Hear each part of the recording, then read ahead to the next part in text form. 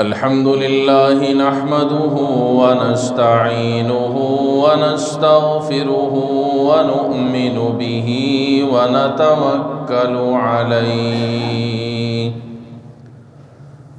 ونعوذ بالله من شرور أنفسنا ومن سيئات أعمالنا من يهده الله فلا مضل له ومن يضلله فلا هادي له ونشهد أن لا إله إلا الله وحده لا شريك له ونشهد أن سيدنا وسندنا وشفيعنا وحبيبنا وكريمنا ومشفقنا ومولانا محمدا عبده ورسوله أما بعد فأعوذ بالله من الشيطان الرجيم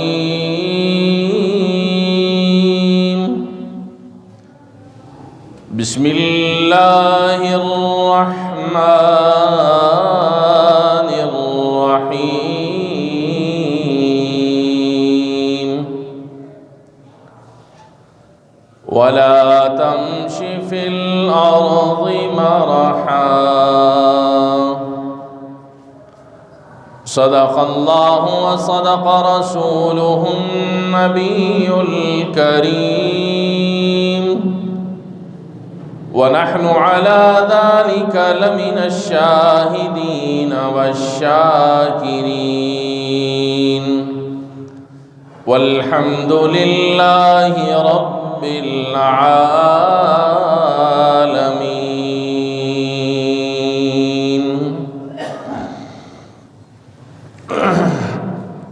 عزیزان گرامی قدر، محترم و مکرم بزرگان دین، عزیز دوستو، نوجوان ساتھیوں، جس طریقے سے اس انسان کے اندر ظاہری طور پر بیماریاں ہیں، کس انسان کو کون سی بیماری کس وقت لگ جائے اس کا کچھ پتہ نہیں ہے. جسمانی امراض اور جسمانی بیماریاں یہ زندگی کا حصہ ہے، اور زندگی میں ہر انسان کو کوئی نہ کوئی بیماری لگ ہی جاتی ہے. اسی طرح جسمانی امراض اور بیماریوں کی طرح انسان روحانی بیماریوں کے اندر بھی مبتلا ہوتا ہے، اور روحانی بیماریاں جسمانی بیماریوں کی طرح بے شمار ہیں. تکبر ہے، غرور ہے، حسد ہے، کینہ ہے، بغض ہے، بدنیتی ہے. یہ ساری کی ساری بیماریاں باطن سے تعلق رکھتی ہیں، اور حکم یہ ہے کہ جس طریقے سے جسمانی بیماریوں کا علاج کرنا ہے، اسی طریقے سے روحانی بیماریاں جب لگ جائیں تو ان روحانی بیماریوں کا علاج کرنا بھی ضروری ہوتا ہے۔ ایسا نہیں کہ کسی کے اندر حسد کی بیماری ہے، کسی میں تکبر اور غرور کی بیماری ہے، کسی کے اندر جاہ کی بیماری ہے، کسی کے اندر مال کی بیماری ہے، اور وہ اسی طرح بیٹھا رہے کہ بس میرے اندر جو بیماریاں ہیں تو ہیں، علاج کی کوئی ضرورت نہیں۔ یہ طریقہ دوستو درست نہیں ہے، بلکہ اس کا علاج کرنا انتہائی ضروری ہے۔ اور یہ باطنی امراض اور بیماریاں انسان کو جہنم تک لے جاتی ہیں۔ ایک آدمی غرور کے اندر مبتلا ہے، تکبر کے اندر مبتلا ہے،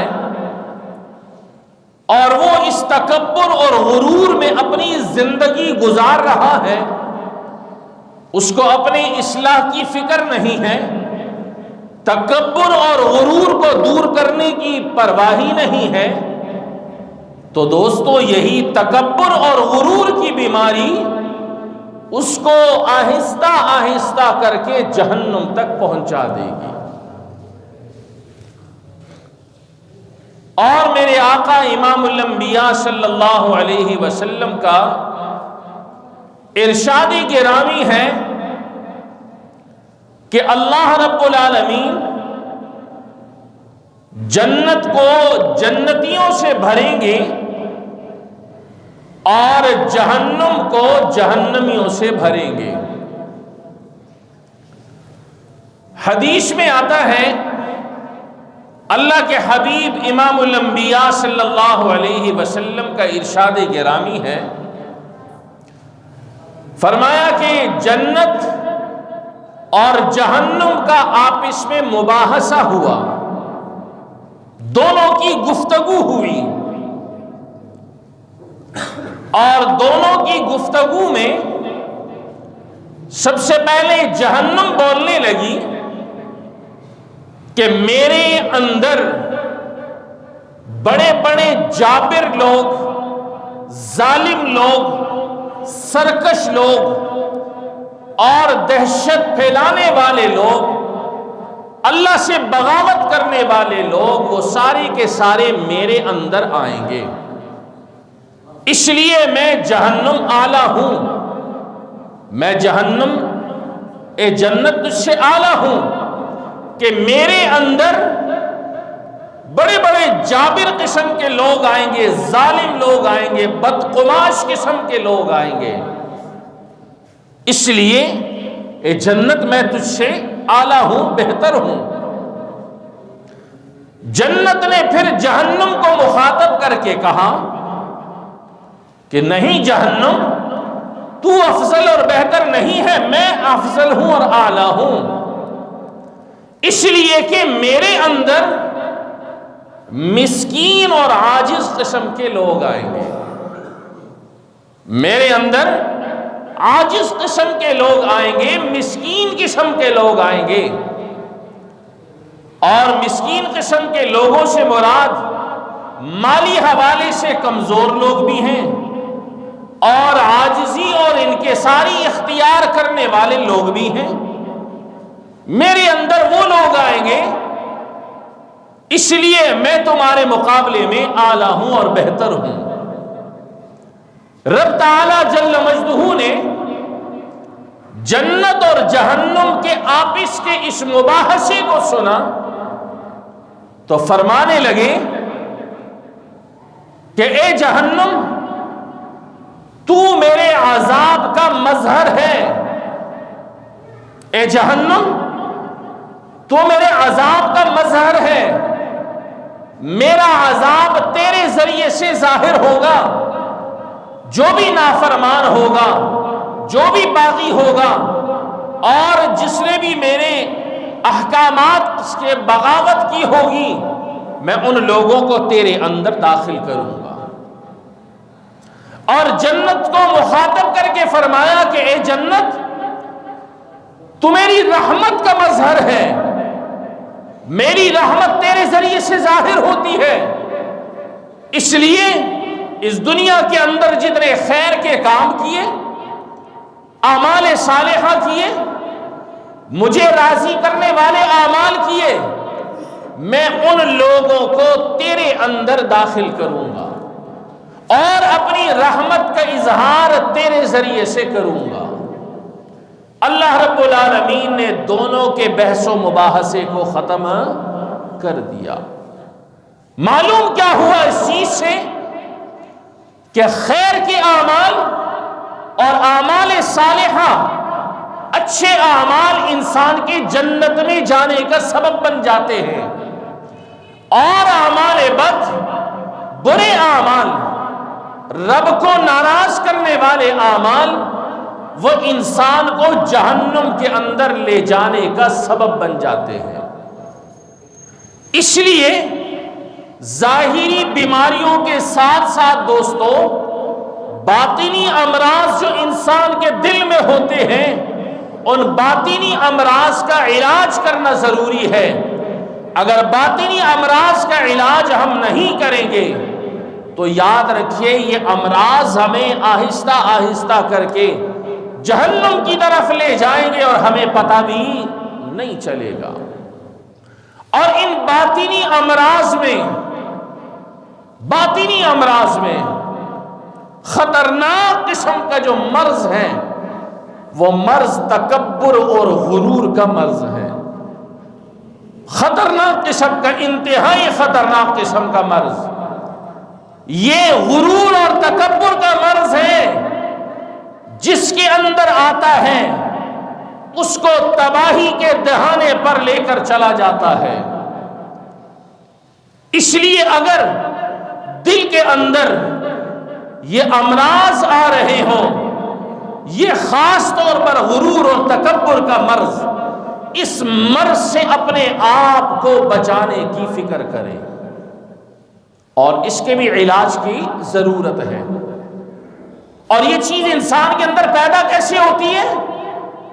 انسان کے اندر یہ مرض اور بیماری تکبر کی اس لیے پیدا ہوتی ہے کہ انسان جب اپنے آپ کو دیکھتا ہے، اپنی خوبیوں کو دیکھتا ہے، اپنی صفات کو دیکھتا ہے کہ میں تو مال والا ہوں، میں تو حسن و جمال والا ہوں، میں تو علم والا ہوں، اور میں جاہ و جلال والا ہوں۔ جب وہ اپنی خوبیوں کی طرف آتا ہے، ہر وقت اس کے اپنے خوبیوں میں فکر مند رہتا ہے، آہستہ آہستہ کر کے اس کو پتہ بھی نہیں چلتا، اور وہ باطنی انتہائی برے مرض تکبر کا شکار ہو جاتا ہے۔ تو جو شخص ہر وقت ہر گھڑی اپنی خوبیوں میں لگا رہتا ہے، میں ایسا، چاہے کسی سے کہے یا نہ کہے، اپنے دل میں اگر لگا رہے، تو دوستو آہستہ آہستہ کر کے وہ تکبر اور غرور میں مبتلا ہو جاتا ہے۔ اور اس کے مقابلے میں انسان جب عاجزی اور انکساری اختیار کرتا ہے، اپنی خوبیوں کی طرف نہیں، اپنے اندر خامیاں تلاش کرے، میرے اندر یہ بیماری ہے، میرے اندر یہ کمزوری ہے، میرے اندر یہ کوتاہی ہے، وہ جب اپنے اندر کی کوتاہیوں اور کمزوریوں کا محاسبہ کرتا رہے گا اور اپنے اندر کو دیکھتا رہے گا، ٹٹولتا رہے گا، تو وہ شخص تکبر سے محفوظ رہے گا۔ اس کے اندر غرور ہی نہیں آئے گا۔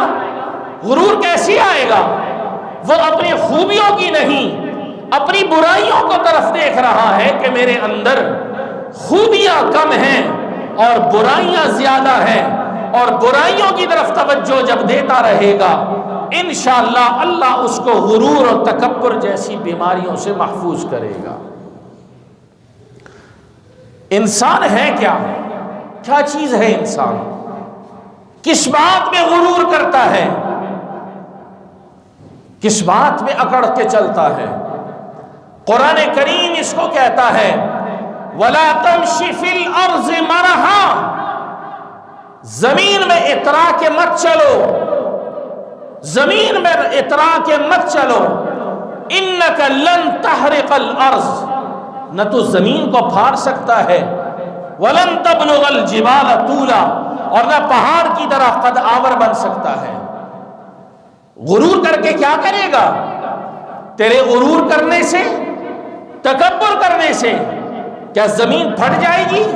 تو اتنا بھاری ہے، تو اتنا وزنی ہے کہ زمین پھٹ جائے، ایسا نہیں ہو سکتا۔ کیا تکبر اور غرور کی وجہ سے تو اتنا بڑا آدمی بن جائے گا کہ تیرا قد و قامت پہاڑ کے برابر ہو جائے گا؟ یہ کبھی بھی نہیں ہو سکتا۔ تو جب تو زمین کو نہیں پھاڑ سکتا، پہاڑوں تک نہیں پہنچ سکتا، تو پھر غرور و تکبر کرنے کی تمہیں ضرورت ہی کیا ہے؟ تمہیں حاجت ہی کیا ہے کہ تم غرور اور تکبر کے اندر رہ کر اپنے لیے جہنم کا سامان خود تیار کر رہے ہو؟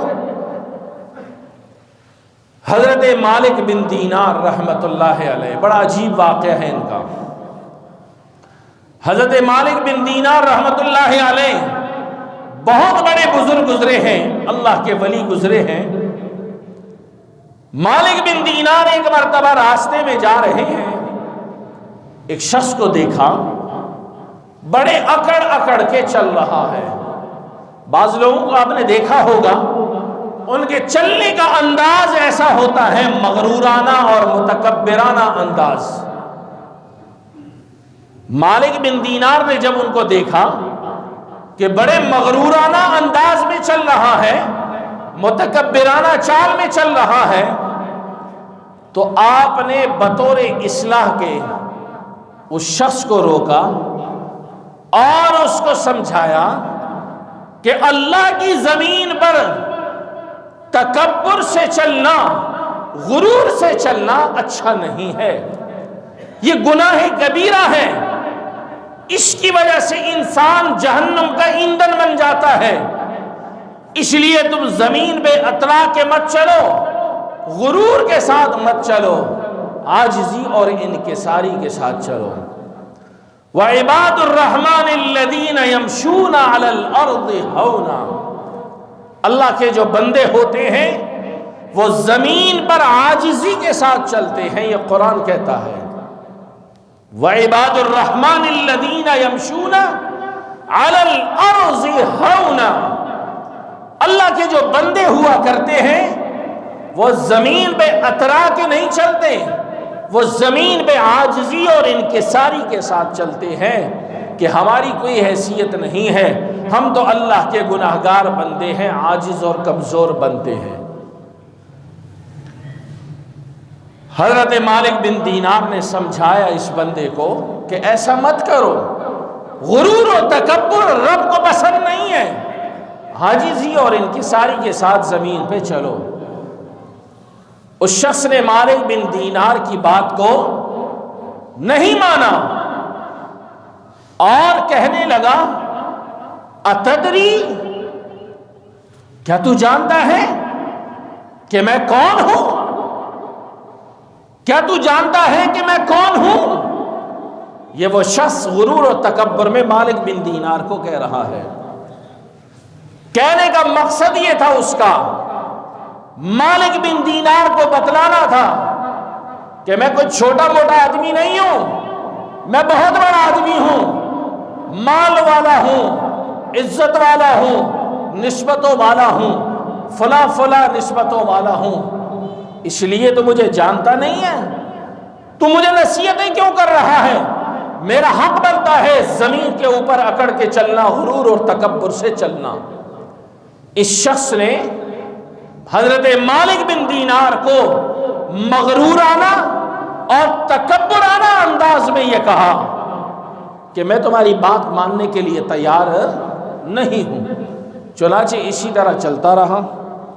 حضرت مالک بن دینار رحمت اللہ علیہ نے اس کو جواباً دو باتیں ارشاد فرمائیں جو آب زر سے لکھنے کے قابل ہیں، اور وہ باتیں مالک بن دینار کی عربی کے اندر ایک مقولہ ہی بن گیا، ایک مقولہ بن گیا۔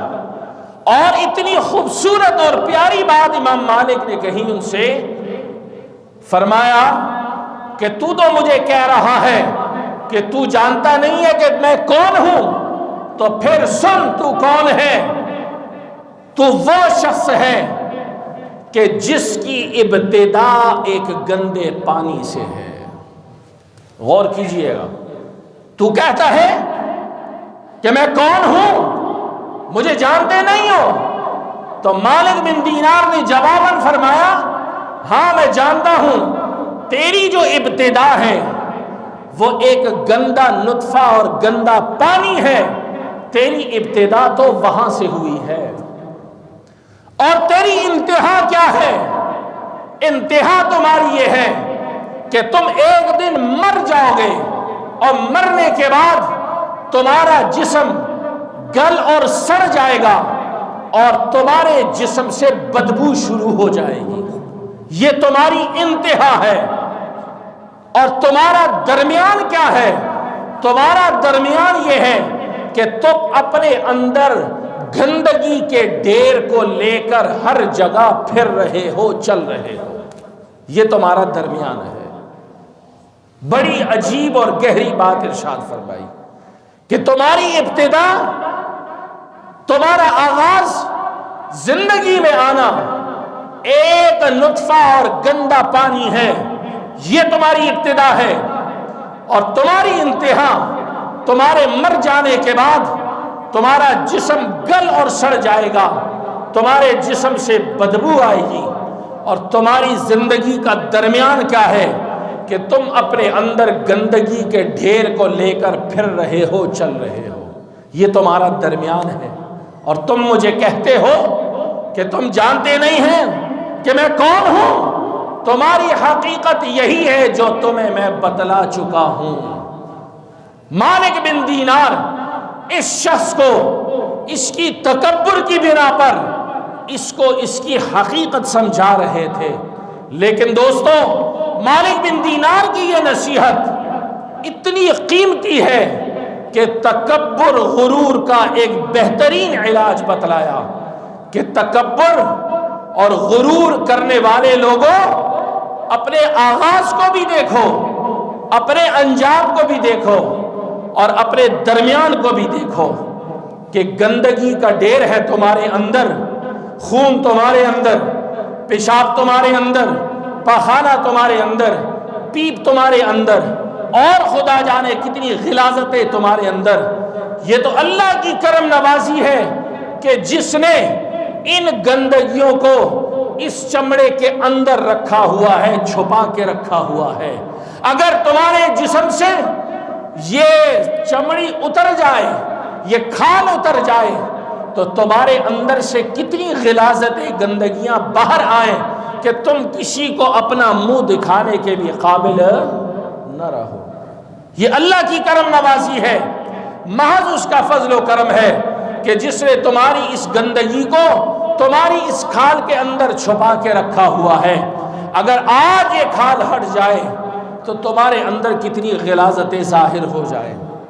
جانور کو ذبح کرتے ہوئے آپ نے کئی بار دیکھا ہوگا، جانور کو جب دیکھتے ہیں ظاہری طور پر بڑا خوبصورت نظر آتا ہے، جب اس کو ذبح کیا جاتا ہے اور ذبح کرنے کے بعد اس کے ٹکڑے کیے جاتے ہیں، اس کا پیٹ پھاڑا جاتا ہے، تو اس کے اندر سوائے گندگی کے اور کچھ بھرا ہوا نہیں ہوتا۔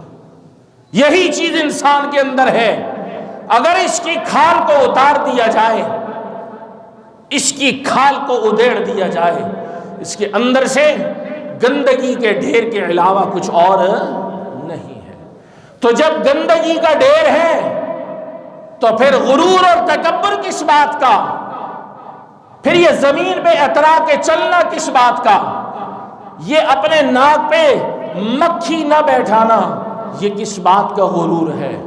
اس چیز کو اپنے اندر سے نکالنا ہوگا۔ اسی چیز کو حضرت تھانوی رحمت اللہ علیہ نے بھی سمجھایا، بتلایا کہ لوگوں اندر تو گندگی کے ڈھیر لے کر پھر رہے ہو، محفلوں میں بھی گندگی کو لے کر جا رہے ہو، مساجد میں بھی لے کر جا رہے ہو، گھر کے اندر بھی لے کر جا رہے ہو، بازار اور دکانوں میں بھی لے کر جا رہے ہو، اور زمین پر اس کے باوجود اکڑ اکڑ کے چل رہے ہو۔ یہ کون سا طریقہ ہے؟ یہ کون سی بات ہے؟ ایک خاکروب، ایک صفائی کرنے والا، سڑک پہ جھاڑو پھیرنے والا، کچرا اور ڈھیر اٹھانے والا، وہ جب کچرا اٹھاتا ہے تو وہ غرور اور تکبر نہیں کرتا. کبھی دیکھا ہے اس کو کہ اس نے سر پہ کچرا بھی اٹھایا ہو، روڈ پہ جھاڑو بھی لگا رہا ہو، نالیاں بھی صاف کر رہا ہو اور غرور اور تکبر بھی کر رہا ہو؟ ہم نے تو کبھی کوئی ایسا بندہ نہیں دیکھا. تو جب ہم بھی اپنے اندر گندگی کو اٹھا کر لے کر پھر رہے ہیں، چل رہے ہیں، پیپ ہمارے اندر، خون ہمارے اندر اور طرح طرح کی غلاظتیں ہمارے اندر، ہم وہ لے کر پھر رہے ہیں اور غرور اور تکبر کر رہے ہیں؟ نہیں دوستو، اس چیز سے اپنے آپ کو باہر نکالنا ہوگا، اپنے آپ کو اس چیز سے باہر نکالنا ہوگا. غرور عام طور پر غرور یا انسان اپنے حسن کی وجہ سے کرتا ہے یا اپنے مال کی وجہ سے کرتا ہے. عام طور پر یا اپنے حسن کی وجہ سے کرتا ہے یا اپنے غرور اس کی وجہ سے کرتا ہے، مال کی وجہ سے. اور بھی بہت ساری وجوہات ہو سکتی ہیں. کسی کو اپنے منصب پہ بھی غرور ہوگا، کسی کو اپنے نسب پہ بھی غرور ہوگا، کسی کو اپنے علم پہ بھی غرور ہوگا. لیکن عام طور پر یا انسان مال پہ غرور اور تکبر کرتا ہے یا اپنے حسن اور جمال پہ غرور کرتا ہے. یہ دو چیزیں، ان دونوں چیزوں کی اصلاح کرنی ہے اور فکر کرنی ہے. مال کا غرور انتہائی خطرناک. ایسے لوگ بھی اس روئے زمین پر دیکھے گئے ہیں جو راتوں کو تو امیر تھے، دن کو وہ بھیک مانگ رہے ہیں. اور اس روئے زمین نے وہ لوگ بھی دیکھے ہیں جو راتوں کو غریب تھے اور دنوں کو وہ امیر بن گئے. یہ دنیا ہے، یہاں پر اللہ کسی کو غریب بنانے پہ آئے تو کوئی نہیں روک سکتا، امیری پہ لائے تو کوئی اس کو روک نہیں سکتا. اس لیے اگر اللہ نے مال و دولت سے نوازا ہے تو اس مال و دولت کا مطلب غرور، تکبر نہیں ہے، بلکہ رب کے فضل کو سمجھتے ہوئے، اس کی نعمت کو سمجھتے ہوئے اس کو صحیح معنی میں استعمال کیا جائے اور رب تعالیٰ کے خوشنودی میں خرچ کیا جائے. اور انسان بڑا کمزور ہے. یہ غرور اور تکبر انسان کو کہاں سے کہاں لے جاتا ہے. مفتی اعظم پاکستان حضرت مفتی محمد شفیع صاحب رحمۃ اللہ علیہ نے لکھا ہے ایک واقعہ. فرمایا ڈھاکہ کے اندر ایک نواب صاحب تھے، بہت بڑے آدمی تھے، مال و دولت کی فراوانی، ساز و سامان، کاروبار، جائیدادیں، بہت کچھ. ایک بیٹا تھا اور ایک بیٹی تھی، خود فوت ہو گیا. پیچھے بہت سارا مال اللہ نے ان کو دیا، والد کی وراثت سے بہت کچھ ملا، لیکن کیا اس نعمتوں کی قدر نہ کی. غرور اور تکبر کے اندر مبتلا ہو گئے، عیاشی کے اندر مبتلا ہو گئے، اپنے شوق خواہشات کو پورا کرنے میں لگ گئے. فرمایا والد کے انتقال کے بعد بہت کچھ ملا اس نواب کے بیٹے اور بیٹی کو. اور کہنے لگے آگے کہ بیٹی کو ایک دن شوق چڑھ گیا کہ دیکھا میں کپڑے خریدنا چاہتی ہوں. کپڑے خریدنے والے کو گھر بلایا، نواب کی بیٹی تھی، تھان لے آؤ فلاں فلاں، وہ لے کر آ گیا. ایک ریشمی کپڑا پسند آیا، پسند آنے کے بعد کہا یہ کپڑا اچھا لگ رہا ہے، کاٹو اس کو. چنانچہ کپڑے والے نے قینچی لی اور کپڑے کو کاٹا. کاٹنے کے بعد آپ نے دیکھا ہوگا وہ لوگ ایسے پکڑتے ہیں اور کپڑے کو چیر دیتے ہیں تھان سے. کپڑے والے آپ نے دیکھے ہوں گے، پہلے قینچی سے ٹک لگاتے ہیں اور پھر کپڑے کو یوں کھینچ دیتے ہیں. اس کھینچنے کی ایک آواز نکلتی ہے، کھینچنے کی ایک آواز نکلتی ہے. جب کپڑا کاٹنے والے نے کپڑا کاٹا اور یوں چیرا، اس کی آواز نکلی. اس نواب صاحب کی بیٹی کو یہ آواز بڑی اچھی لگی، یہ آواز بڑی اچھی لگی کہ اتنی مزے کی آواز ہے. ایک اور تھان منگوایا، کہا اس کو بھی کاٹو. اس نے پھر کاٹا اور اسے پھر چیرا، اس کی آواز اس کو بڑی اچھی لگنے لگی۔ آہستہ آہستہ کر کے کرتے کرتے اس بیٹی کو مزہ آ گیا کہ میں اپنی اس خواہش کو پورا کرتی رہوں گی۔ کپڑے منگواتی رہی، چیرتی رہی، اور اس کی آوازیں اس کو اچھی لگنے لگیں۔ وہ اپنا پیسہ اسی طرح لگاتی رہی۔ اب بیٹے کو دیکھیے، اس نے بیٹے نے کیسے بغاوت کی اور کیسے اللہ کی نعمتوں کو ٹھکرایا کہ بیٹے کو مزہ کس چیز میں آ رہا ہے۔ ماچس لی اور ماچس لے کے آتا، اس کی تیلی کو لیتا، تیلی کو جلانے کے بعد اس سے ہلکی سی اسمیل آتی ہے، خوشبو سی آتی ہے، آپ نے بھی دیکھا ہوگا۔ جب اس نے تیلی جلائی تو اس سے تھوڑی سی خوشبو نکلی، وہ خوشبو اس کو بڑی اچھی لگی، وہ خوشبو اس کو بڑی اچھی لگی۔ اب وہ اسی خوشبو کے چکر میں ماچسیں اور یہ چیزیں منگواتا رہا، جلاتا رہا، اپنی خواہشات کو اسی طرح پورا کرتا رہا۔ ادھر سے بیٹی کپڑے کے ذریعے سے پورا کر رہی ہے، بیٹا ماچسیں اور آگ جلا جلا کے اپنی خواہشوں کو پورا کر رہا ہے۔ کرتے کرتے کرتے نواب کا یہ بیٹا اور بیٹی اپنا سارا کا سارا سرمایہ اس کام پہ لگا چکے، اور لگانے کے بعد حضرت مفتی شفیع صاحب رحمۃ اللہ علیہ نے فرمایا کہ ڈھاکہ کے اندر ایک بازار ہے، بیگم بازار، شاید جانتا ہو کوئی۔ ڈھاکہ کے اندر ایک بازار ہے، بیگم بازار۔ وہ بیگم بازار اس بھائی اور بہن کے نام سے منسوب ہے۔ ان کو کہا ہی جاتا ہے کہ اس بازار کے اندر پھر اس نواب کے بیٹی اور بیٹے کو کشکول لے کر بازار کے اندر لوگوں سے بھیک مانگتے ہوئے دیکھا گیا، بھیک مانگتے ہوئے دیکھا گیا۔